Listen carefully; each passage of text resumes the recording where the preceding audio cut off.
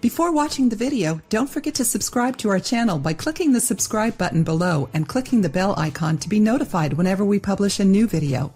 At least one person in your group of friends is sure to wear prescription glasses. You might actually wear them yourself. Among the most common problems that affect your vision is nearsightedness, meaning that you can't see objects that are far away. This happens when your eye grows too much. Specialists say that we're in the midst of a worldwide epidemic because the number of people who suffer from this problem has doubled within the last 50 years. Genetics are normally considered to be the main cause of the appearance of nearsightedness, but a study published in the medical newspaper The Lancet say there may be another cause, one that is easier to prevent: sunlight. This study observed the relationship between time spent in the sun and outdoor activities and the appearance of nearsightedness. For example, the children in East Asia normally spend more time inside with very little sunlight, and almost 90% of them suffer from nearsightedness.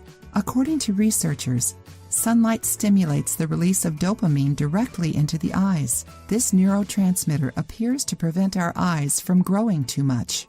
Another explanation, presented in a study performed at Queensland University in Australia, is that sunlight somehow nurtures our eyes. Sunlight also stimulates the production of vitamin D, which is responsible for our brain and immune system's health and regulates our eye health. It might also be due to color. Green and blue light waves tend to focus on the front of the retina, while red light hits the back part. When we're indoors with artificial illumination, the light's color pattern may be altered, and it could confuse the mechanisms that control our eyes. Whatever the reason, sunlight, under the correct circumstances, is beneficial not only for our physical health, but also our mental health. It can even help improve problems such as depression.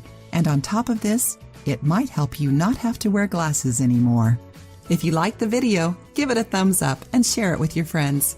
For more recipes and tips, subscribe to the channel.